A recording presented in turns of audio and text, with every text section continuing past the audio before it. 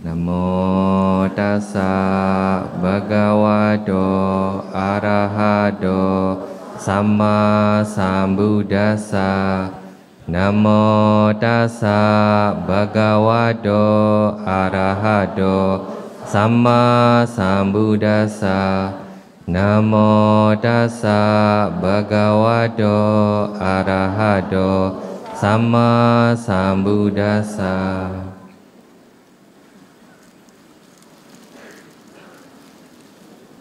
Ya, katina. Nah, jadi hampir semua umat Buddhis mengenal istilah katina, di mana mungkin sebagian besar dari kita hanya mengetahui bahwa katina adalah momen mendanakan jubah kepada bhikkhu sangga. Apakah di dalam pengertian kalian istilah katina seperti yang tadi Bante jelaskan? Ya, jadi di kelas Dhamma Winaya sebelumnya, nah jadi di Sima Dhamma Winaya Garawa yang ada di Modern Land, setiap Sabtu minggunya Sayadaw menjelaskan mengenai Dhamma dan Winaya. Ya, jadi di kelas terakhir Sayadaw sudah membahas mengenai katina.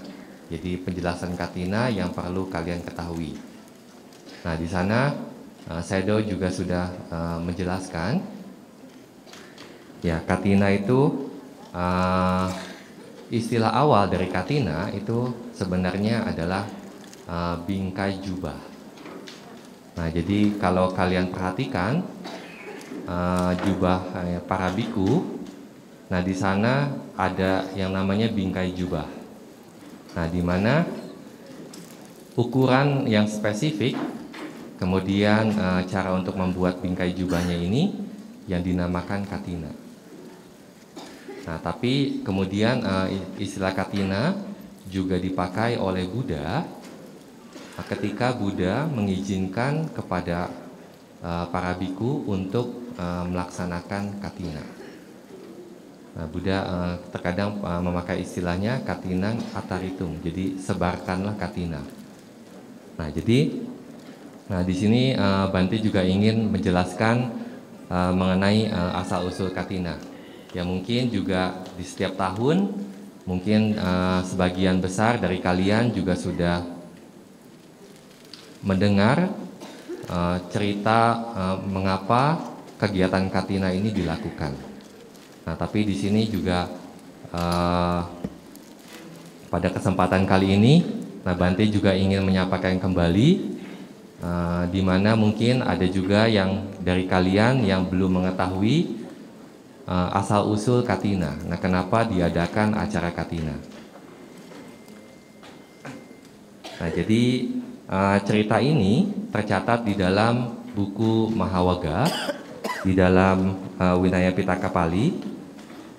Nah, di sana dijelaskan bahwa ada yang namanya 30 rombongan biku dari kota Pawa. Nah, di mana di kitab Mahawaga itu dijelaskan bahwa mereka ini disebutnya Paweyaka biku. Nah, jadi biku yang berasal dari kota Pawa. Nah, jadi intensi mereka adalah mereka ingin bertemu dengan Buddha. Nah, jadi mereka melakukan perjalanan dari kota Pawa menuju ke kota Sawati. Nah, karena jarak antar kota Pawa dengan kota Sawati beryojana-yojana jauhnya. Nah, di sini yang disebut yojana adalah jarak antara jarak tempuh yang dapat dilakukan seseorang dengan berjalan kaki. Nah, jadi 1 yojana itu seseorang bisa menempuh perjalanan selama 1 hari. Nah, terkadang dijelaskan 1 yojana ini sejauh 8 mil. Nah, begitu, mungkin sekitar 12 km atau sekitarnya. Nah, jadi ketika melakukan perjalanan dari kota Pawa menuju Sawati untuk bertemu Buddha, nah, para biku ini pada saat itu di mana ketika sampai di kota Saketa, momen mereka sampai ke kota Saketa adalah momen mereka harus menjalani masa wasa. Nah, jadi seperti yang kita tahu juga, sewaktu kita mengadakan Katina, nah di sini adalah adanya biku yang melakukan wasa di satu tempat. Nah, karena ada biku yang melakukan wasa di satu tempat, umat mengundang biku tersebut untuk melakukan Katina. Nah, makanya acara Katina dapat terlaksana. Nah, jadi para biku ini pada saat itu sangat jauh, masih jauh dari Buddha, sekitar 6 yojana. Jadi masih 6 hari lagi untuk sampai ke kota Sawati. Tapi mereka tidak bisa melanjutkan karena pada saat itu memasuki masa wasa.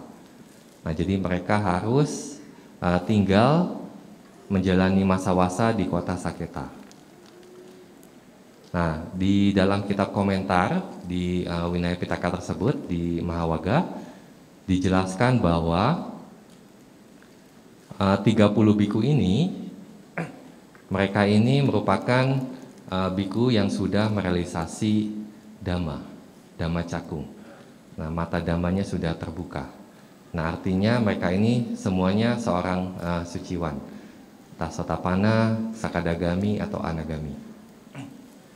Nah, jadi dijelaskan tidak ada dari mereka yang putujana, tidak ada dari mereka yang arahat. Nah, jadi mereka semuanya seka atau yang sudah berlatih atau yang sedang berlatih. Nah, jadi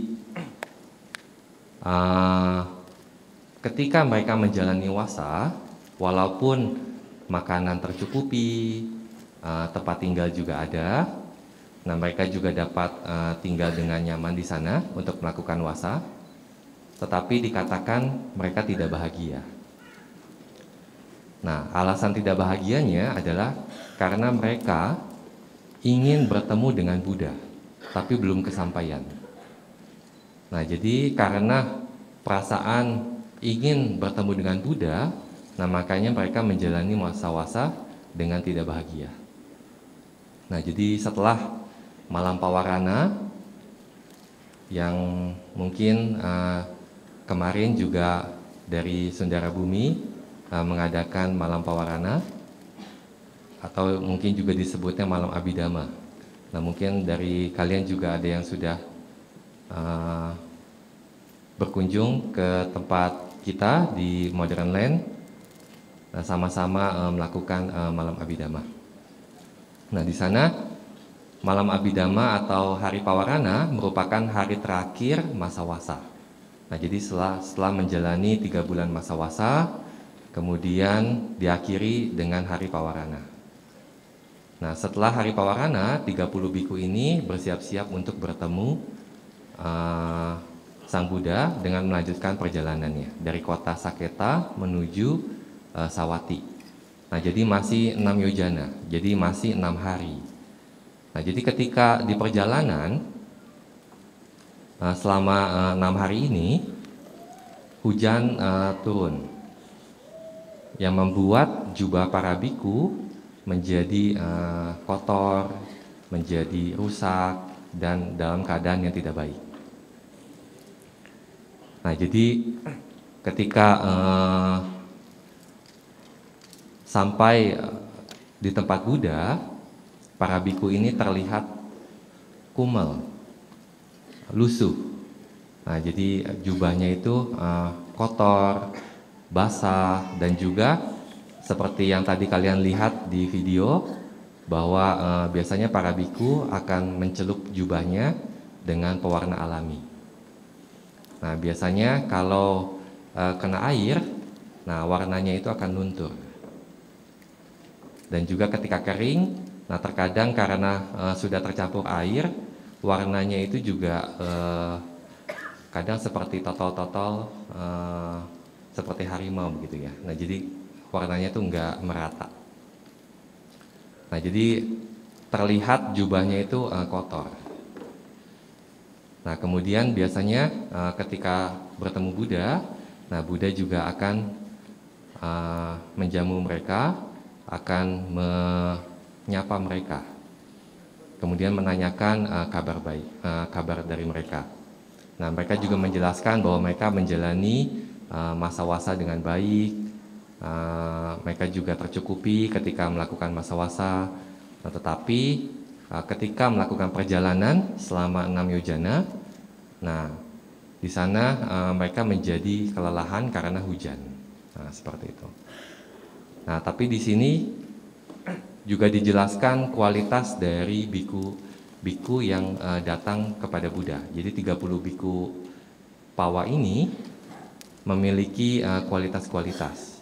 Di sana di dalam kitab Mahawaga di Winaya Pitaka dijelaskan bahwa para biku ini memiliki atau berpraktik latihan dutangga atau latihan petapaan keras.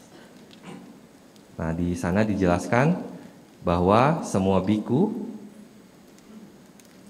sabe aranyika. Nah, jadi semuanya itu tinggal di hutan. Nah, jadi terkadang ada biku-biku juga yang memilih untuk menjalani atau hidup di hutan. Jadi bukan tinggalnya di kota atau di desa, nah tetapi di hutan seperti itu. Nah, biku-biku yang seperti ini, nah biasanya kita sebutnya aranyika. Dan semua biku ini, 30 biku ini juga sabe pindapatika. Nah, jadi semua biku selalu berpraktek pindapata, mengumpulkan makanan dari rumah ke rumah, di mana biasanya para biku ini tidak atau akan menolak undangan untuk menuju ke rumah umat. Nah, jadi kalau ada umat yang mengundang, Bante, saya mengundang untuk dana makan di rumah, seperti itu. Nah, jadi biku-biku yang disebut Pindapatika itu akan menolak undangan umat begitu. Karena para biku ini akan memilih untuk berpindapata dari rumah ke rumah untuk mengumpulkan makanan. Kemudian sabe pamsukulika. Nah, jadi semua biku ini hanya mengumpulkan jubah, hanya mengumpulkan kain-kain untuk membuat jubah itu dari kain-kain sisa buangan. Nah, terkadang dari pembungkus mayat, terkadang dari tempat sampah, terkadang dari ibu yang melakukan persalinan. Nah, kemudian sisa kainnya itu diambil begitu untuk dijadikan jubah. Nah, ini yang disebutnya pamsukulika. Kemudian yang terakhir adalah techiwarika. Nah, semua biku ini hanya memiliki 3 jenis jubah. Nah, jadi jubah bawah, jubah atas, kemudian jubah rangkap 2, jubah double. Nah, jadi seperti misalkan mereka ini nggak punya yang namanya alas duduk dari kain. Nah, jadi biasanya mereka akan memilih untuk mempunyai alas duduk dari kulit, karena kulit ini tidak dianggap kain. Nah, jadi biku-biku yang seperti ini juga nggak punya handuk. Nah, jadi mereka ini ketika memiliki kain lebih seperti handuk, kemudian spray atau selimut, nah ini mereka akan tolak. Nah, mereka hanya memiliki 3 jenis jubah. Jadi jubah yang dipakai, jubah bawah, jubah atas, dan jubah double yang biasa kalau digunakan untuk musim dingin atau berpergian. Nah, jadi para biku ini memiliki kualitas-kualitas yang istimewa, yang berpraktik dutangga. Kemudian ketika bertemu Buddha, nah Buddha menjelaskan Dhamma. Nah, dari penjelasan Dhamma, semua biku ini jadi arahat.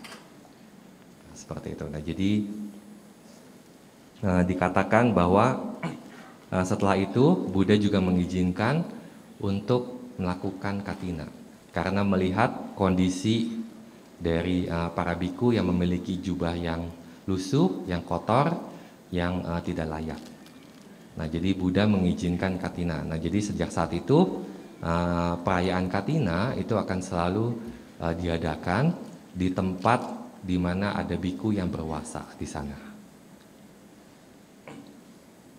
Nah, kemudian Buddha juga tidak hanya menjelaskan Katina, tetapi mengizinkan para biku untuk mendapatkan 5 manfaat dari Katina.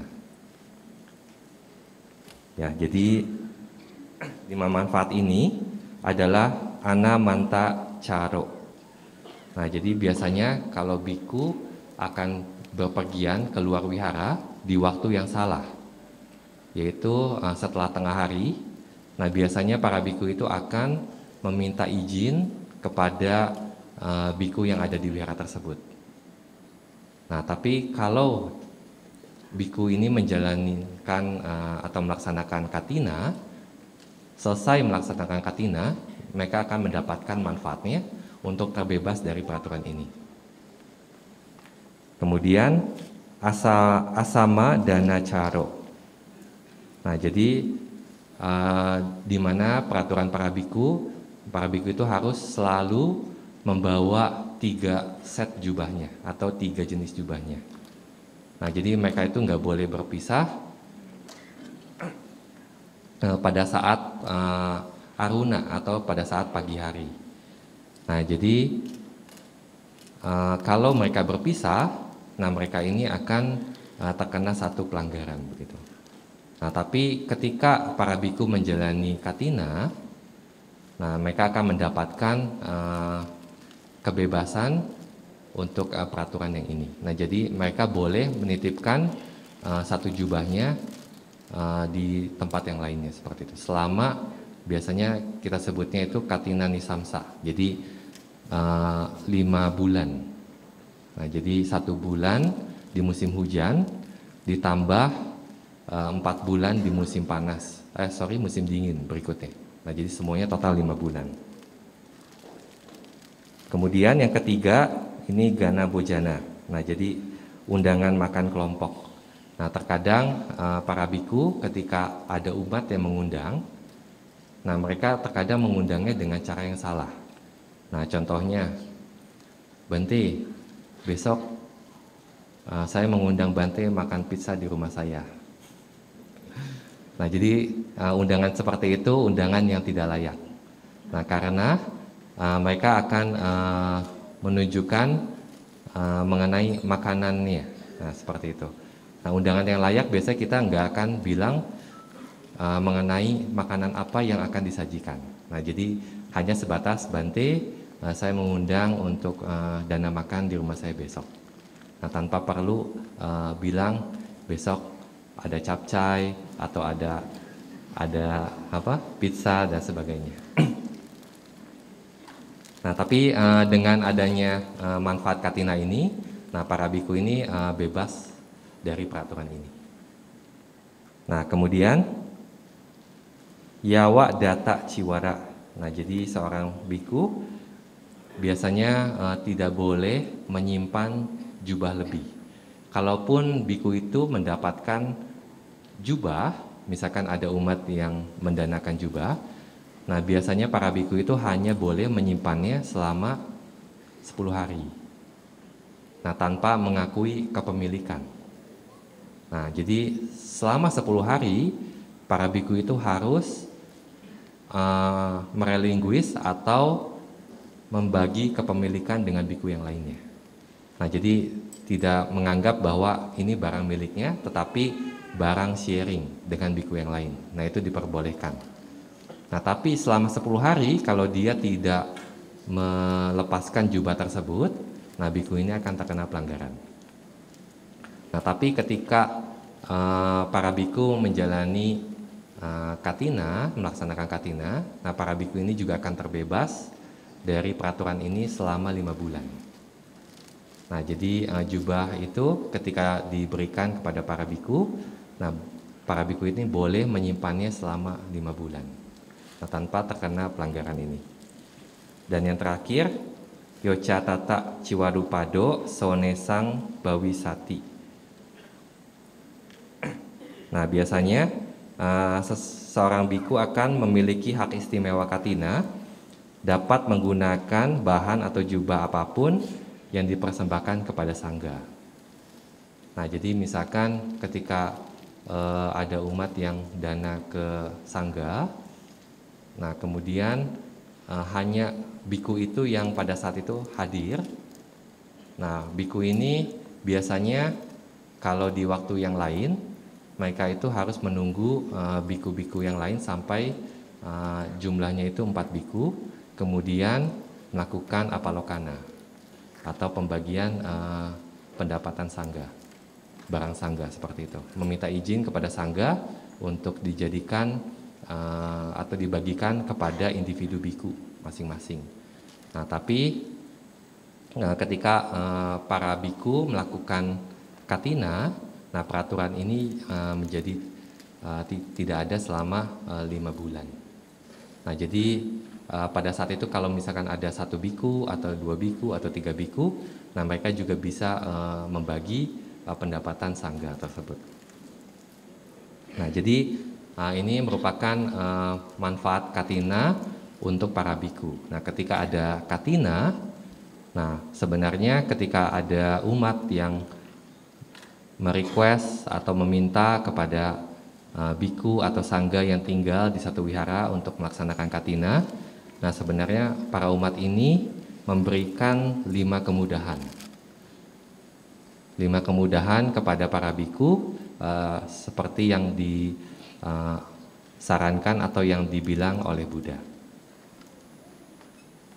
Nah, kemudian di Myanmar, nah biasanya para guru atau terkadang kita sebutnya para bijaksana, nah mereka selalu bilang bahwa 5 manfaat yang diterima oleh biku, nah biasanya akan memiliki atau para umat ini akan mendapatkan 5 manfaat yang serupa.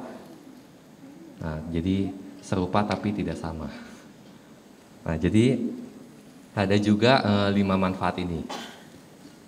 Nah, jadi beberapa sayadaw juga menjelaskan mengenai kata janeti sadisang pakhang.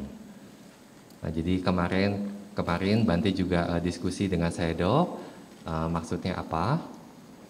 Nah, jadi maksudnya itu apa yang diberikan oleh umat, nah itu akan kembali ke umat seperti itu. Nah, jadi manfaatnya ketika kalian memberikan kemudahan kepada para biku, nah kalian juga akan mendapatkan 5 manfaat yang serupa dengan yang para biku itu dapatkan. Nah, jadi yang pertama, mereka dapat melakukan perjalanan kemanapun tanpa adanya halangan. Nah, jadi kemanapun ketika para umat pendana jubah katina ini berpergian, nah tidak ada rintangan, tidak ada halangan. Kemudian ketika melakukan perjalanan kemana saja untuk melakukan pekerjaan atau tugas mereka, nah kegiatan itu juga dilakukan dengan mudah dan ringan tanpa adanya halangan. Yang ketiga, ketika mereka makan berbagai jenis makanan, mereka tidak akan mengalami sakit perut, keracunan, dan sebagainya. Nah, mereka dapat mencerna makanan apapun. Yang keempat, benda-benda berharga seperti permata, emas, dan sebagainya akan selalu menjadi miliknya. Dan yang kelima, harta-harta mereka tidak dapat dicuri atau diambil paksa. Nah, jadi mereka tidak ada seorang pun yang dapat mengambil harta mereka. Nah, jadi ini merupakan manfaat yang biasanya di Myanmar banyak sayadaw akan menjelaskan manfaat-manfaat yang seperti ini. Ya, jadi kesimpulannya Bante juga ingin menceritakan satu kisah mengenai si pendana katina, yaitu kisah masa lampaunya dari Yang Mulia Mahakapina. Nah, jadi Bante Mahakapina itu merupakan Mahasawaka. Nah, jadi murid besarnya Buddha. Nah, jadi di kehidupan lampaunya, beliau ini terlahir di keluarga sederhana yang pada saat itu beruntung memiliki kesempatan melihat 1000 Paceka Buddha. Nah, jadi ketika ada 1000 Paceka Buddha yang sedang mencari tempat untuk berwasa. Nah, jadi calon Bante Mahakapina ini langsung memiliki inisiasi untuk mengundang para Paceka Buddha ini untuk datang ke tempatnya, kemudian mengundang wasa, bahkan mendirikan kuti pada saat itu juga. Dan karena waktunya juga terbatas, nah jadi calon Bante Mahakapina ini hanya bisa mendirikan kuti dari jerami ya. Dan jadi kuti yang sangat darurat sekali. Nah, tapi dia juga menyarankan 1000 keluarga yang lainnya untuk melakukan hal yang sama, menyediakan kuti, menyokong para Paceka Buddha selama masa wasa. Nah, tapi di sini para donatur dan juga penyelenggara Yayasan Sundara Bumi tidak hanya menyediakan gubuk dari jerami. Nah, tapi bangunan yang megah, kutinya juga bagus, ada simanya juga, lengkap dengan fasilitas yang lainnya. Nah, jadi tidak hanya gubuk, nah jadi bangunan yang bagus.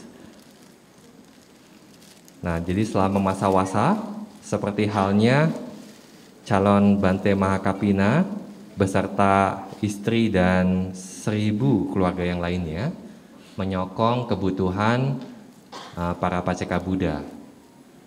Nah, kalian juga menyokong para biku yang berwasa di Modern Land, di Sundara Bumi. Nah, jadi di akhir masa wasa, mereka juga mendanakan jubah kepada 1000 Paceka Buddha.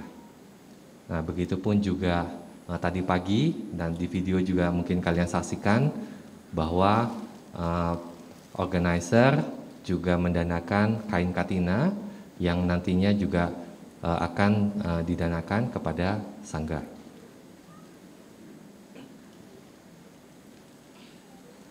Nah, selesai dari kehidupan tersebut, bakal calon Bante Mahakapina ini terlahir di surga Tawatimsa, terlahir sebagai manusia, dan sampai akhirnya di kehidupan atau di zamannya Buddha Gotama, nah beliau terlahir jadi anaknya raja, pangeran. Ketika waktunya dia mewarisi tahta dari ayahnya menjadi raja. Nah, ini kamanya sangat luar biasa. Nah, jadi ketika menjadi raja, dia juga selalu mencari keistimewaan. Dan ketika dia mendengar ada kemunculan Buddha, kemunculan Dhamma, kemunculan Sangha, nah di sini batinnya itu sangat berbahagia dan ingin segera terbebas dari lingkaran penderitaan. Nah, jadi ketika mendengar adanya Buddha, nah dia langsung segera untuk pergi bertemu Buddha. Nah, begitu juga ketika istri dan 1000 keluarga yang lainnya mendengarkan adanya Buddha, Dhamma, dan Sangha, mereka juga ikut untuk pergi melihat Buddha, mendengarkan Dhamma, seperti itu. Nah, ketika Buddha membabarkan Dhamma, nah si raja juga akhirnya jadi arahat. Dan 1000 menteri ini, 1000 keluarga ini juga di bawah owada atau di bawah nasihat dari Bante Mahakapina menjadi arahat juga.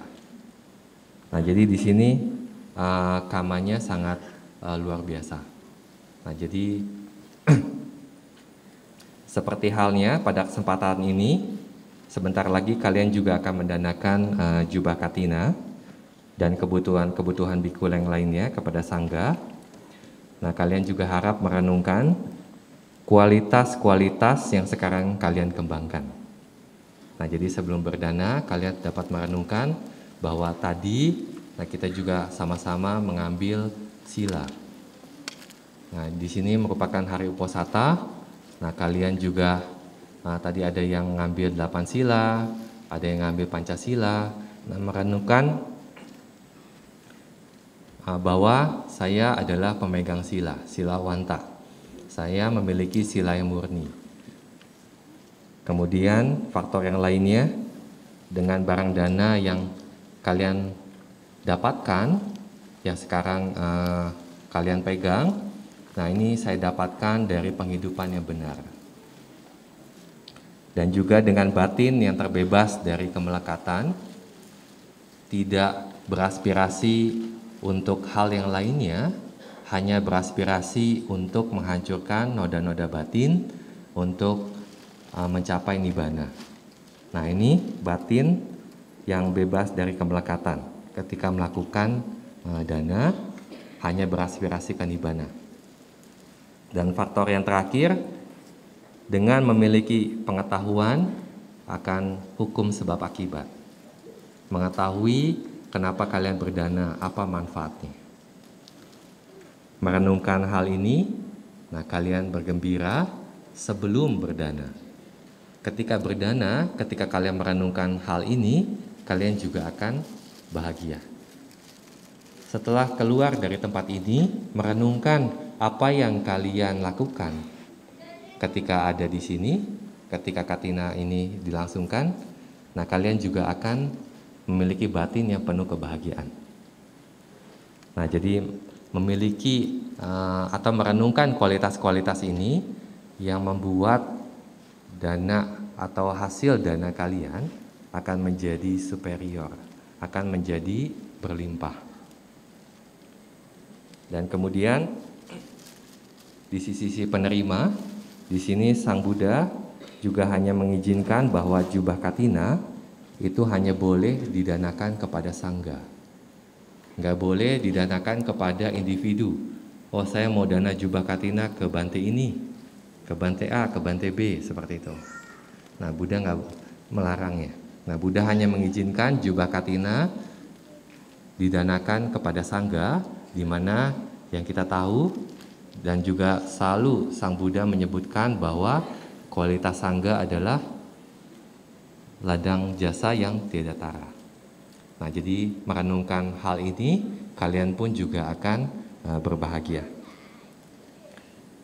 Nah, di sini semoga kebajikan yang kalian akan lakukan dan kalian yang telah lakukan selama masa wasa yang mendukung dan menyokong para biku untuk menjalani masa wasa dengan nyaman dan tercukupi, dan juga pendana jubah katina dan yang lainnya menjadi kondisi untuk mencapai nibbana.